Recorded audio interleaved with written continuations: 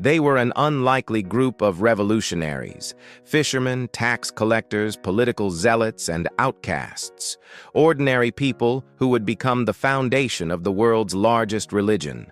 This is the story of Jesus' first disciples and how they transformed from confused followers into the unstoppable force that spread Christianity across the known world. When Jesus began his ministry around 30 AD, Palestine was a powder keg of religious and political tensions. The Jewish people groaned under Roman occupation, desperately hoping for a Messiah who would restore their nation's glory. Into this volatile environment, a carpenter from Nazareth began calling disciples, not from the religious elite or educated classes, but from the working poor and social outcasts. The calling of the first disciples reveals Jesus' revolutionary approach to leadership. Instead of recruiting from the scribes and Pharisees who had spent their lives studying religious law, he chose men whose hands were rough from nets and oars, whose reputation was questionable, whose qualifications were non-existent by conventional standards. Simon Peter, whose name would become synonymous with the early church, was a fisherman from Bethsaida. Historical records suggest the fishing industry around the Sea of Galilee was thriving in the first century, making Peter part of a modest but stable working class. Yet when Jesus called him, Peter left his nets immediately, abandoning not just a job, but a family business that probably supported multiple generations. The impulsiveness that led Peter to drop everything for Jesus would characterize his entire relationship with his master. This was the man who walked on water until doubt sank him, who declared he would die before denying Jesus, and then did exactly that 3 times before the rooster crowed. Yet Jesus saw something in this contradictory fisherman that others missed, telling him, "On this rock I will build my church." Peter's brother Andrew often gets overshadowed by his more famous sibling, but he played a crucial role as the disciples' primary recruiter. The Gospel of John credits Andrew with bringing Peter to Jesus, and later bringing the boy with 5 loaves and 2 fish who provided the food for the feeding of the 5,000. Andrew understood something fundamental about the Christian message.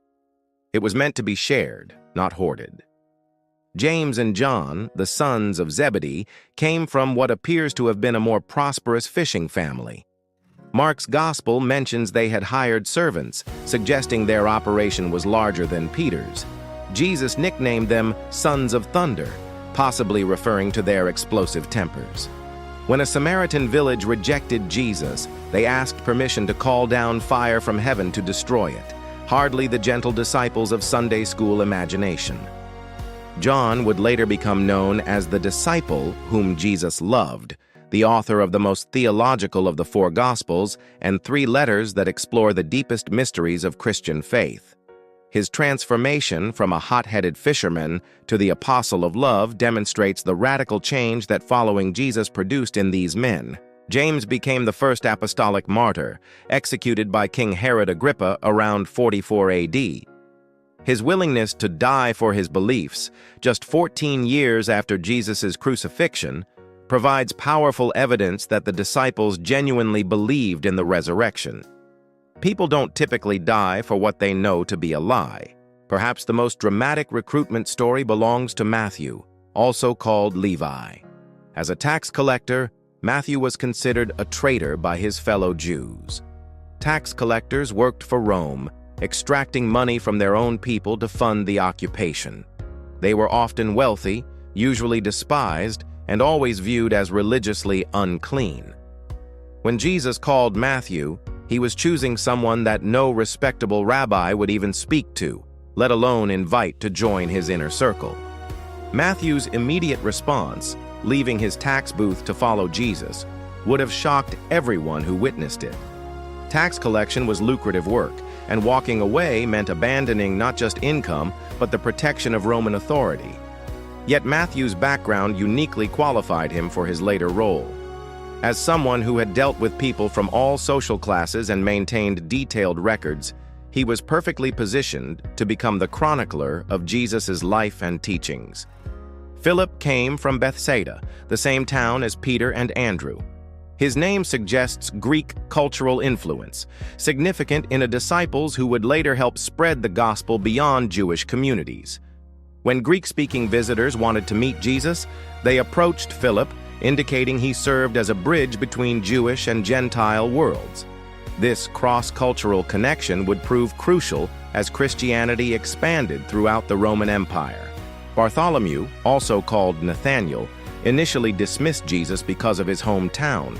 Can anything good come from Nazareth? This skepticism actually endeared him to Jesus, who called him an Israelite in whom there is no deceit. Tradition holds that Bartholomew eventually carried the gospel as far as India, where he was martyred for his faith. Thomas, forever known as Doubting Thomas, insisted on physical proof of Jesus' resurrection. Rather than rebuking this skepticism, Jesus accommodated it, inviting Thomas to touch his wounded hands and side. Thomas's resulting declaration, "My Lord and my God," became one of the strongest statements of Jesus' divinity in the New Testament. His initial doubt, followed by absolute conviction, made him particularly effective in convincing other skeptics. The political revolutionary in the group was Simon the Zealot. Zealots were Jewish nationalists who advocated violent resistance against Roman occupation. Some engaged in assassination campaigns against Roman officials and Jewish collaborators. That Jesus chose a zealot demonstrates his appeal across the political spectrum, but it also shows his ability to transform violent impulses into peaceful service. James, son of Alphaeus, is often called James the Less to distinguish him from James the son of Zebedee. Little is known about his specific contributions, but his presence in the disciples reminds us that not all of Jesus' followers achieved fame or prominence. The movement's success depended as much on faithful, steady service as on dramatic leadership. Thaddeus, also called Judas, son of James, is another of the quieter disciples. Tradition credits him with missionary work in Armenia and Persia, suggesting that even the lesser-known disciples played crucial roles in spreading Christianity beyond Palestine. And then there was Judas Iscariot, whose name has become synonymous with betrayal. Understanding Judas's role requires grappling with one of history's most complex moral puzzles. Was he a greedy opportunist, a disappointed revolutionary, or an unwitting instrument of divine plan? His 30 pieces of silver and tragic end have overshadowed any positive contributions he may have made during his years of following Jesus. The transformation of these disciples from Jesus' death to the explosive growth of the early church represents one of history's most remarkable psychological and sociological phenomena. These men had fled in terror when Jesus was arrested. Peter had denied even knowing him.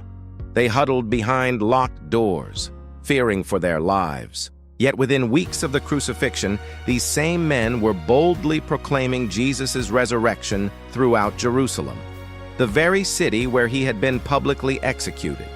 They faced arrest, imprisonment, and death threats without wavering.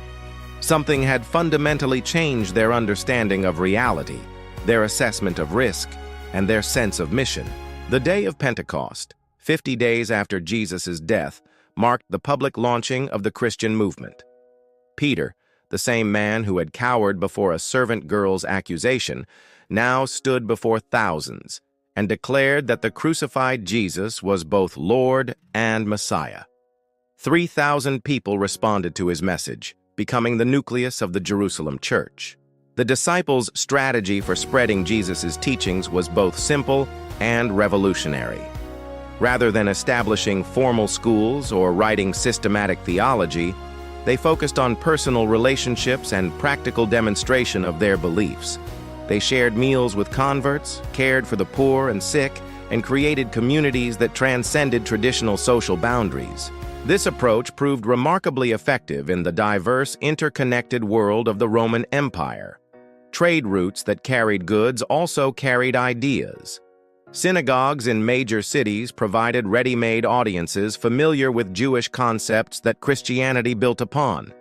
The disciples and their converts moved along these networks, establishing Christian communities that became launching points for further expansion.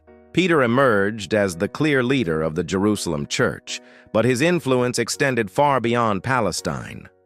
According to tradition, he eventually traveled to Rome, where he led the Christian community until his martyrdom during Nero's persecution around 64 AD. His presence in the imperial capital demonstrates how far the fishermen from Galilee had traveled, both geographically and in terms of influence. John's later years were spent in Ephesus, one of the most important cities in Asia Minor. From there, he oversaw churches throughout the region and wrote the theological works that bear his name. His gospel, letters, and the book of Revelation shaped Christian understanding of Jesus' divine nature and the ultimate destiny of creation. Thomas, according to ancient Christian traditions, carried the gospel to India, where Christianity took root and continues to this day. Recent archaeological discoveries have confirmed the existence of ancient Christian communities in South India, lending credibility to these traditional accounts. Matthew's Gospel became one of the most influential documents in human history, providing the primary source for Christian understanding of Jesus' life and teachings. His careful recording of Jesus' words and actions ensured that the oral traditions of the early church were preserved for future generations. The other disciples scattered across the known world to Africa, Europe, and Asia. Within a generation of Jesus' death, Christian communities existed from Britain to India, from the Sahara to the Rhine. This rapid expansion was accomplished not by armies or imperial decree, but by the personal testimony of men and women who had been transformed by their encounter with Jesus. The disciples' success in spreading Christianity despite facing systematic persecution reveals the power of their message and the depth of their conviction. They offered hope to slaves, dignity to women, purpose to the poor, and forgiveness to sinners.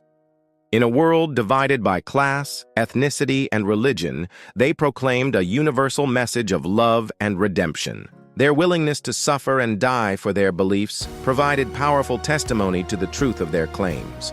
Within 40 years of Jesus' death, most of the original disciples had been martyred. Yet their deaths only seemed to accelerate the movement's growth, as each martyrdom demonstrated the reality of their faith to watching crowds. The disciples' diverse backgrounds proved to be a strength rather than a weakness. Peter's leadership abilities, Matthew's organizational skills, John's theological insights, and Thomas's questioning nature all contributed to a movement that could appeal to different personalities and cultures. Their very ordinariness made them relatable to common people throughout the empire. Perhaps most remarkably, these uneducated men from an obscure province managed to preserve and transmit a coherent message across vast distances and cultural barriers. The core teachings about Jesus' life, death, and resurrection remained consistent whether preached in Jerusalem, Rome, or India. This consistency suggests both the disciples' faithfulness to their original experience and the power of the message itself. The transformation of the disciples from confused followers to confident leaders illustrates the central Christian claim about human potential for change. These men didn't become perfect. Peter remained impulsive, John could still be judgmental, and Thomas never completely lost his skeptical nature. But they became effective agents of transformation in others' lives. Their legacy extends far beyond the first century. The churches they established, the writings they produced, and the traditions they began shaped Western civilization and continue to influence billions of people worldwide. Art, literature, music, law, education, and social reform have all been profoundly influenced by the movement these former fishermen and tax collectors launched. The disciples of Jesus remind us that world-changing movements often begin with ordinary people who encounter extraordinary truth. They didn't need advanced degrees, political connections, or financial resources. They needed only the courage to respond to a call, the persistence to continue despite obstacles, and the vision to see possibilities that others missed. Their story continues to inspire anyone who has ever felt too small, too flawed, or too ordinary to make a significant difference. The disciples prove that the most unlikely people can become agents of the most profound change when they find a cause worth living and dying for. From fishing boats on a small lake to the corridors of imperial power, from a tiny band of confused followers to a global movement that has endured for 2 millennia, this is the remarkable legacy of Jesus' first disciples. They changed the world not through force or manipulation, but through the simple power of personal testimony about a life that had changed their own.